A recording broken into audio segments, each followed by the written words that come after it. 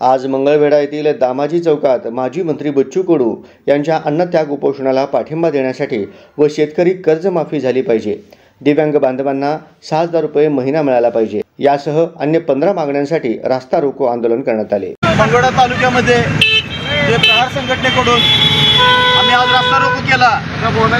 खरं तर म्हणजे आज बच्चू कडू यांचा अन्नत्याग आंदोलनाचा 6वा दिवस आहे।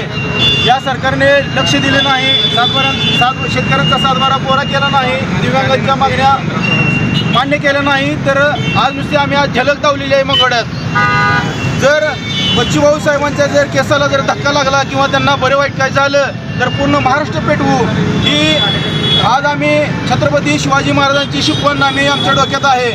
आम्ही गनिमी काव्याने इथं ह्या पुढचे आंदोलन करू। मी एवढेच या मंगळवेढ्यातील रस्ता रोकोच्या दरम्यान सांगतो आणि मी इथं थांबतो। जय संघटना स्वाभिमानी शेतकरी संघटनेच्या माध्यमातून आदरणीय बच्चूभाऊ कडू यांच्या आदेशाने रास्ता रोको आंदोलन करण्यात आलेलं आहे। जर माझी हात जोडून प्रशासनाला आपल्या माध्यमातून विनंती आहे, जर आमच्या बच्चूभाऊंच्या केसाला जर धक्का लागला तर सोलापूर जिल्ह्यातच नव्हे तर महाराष्ट्रभर आंदोलन तीव्र होईल।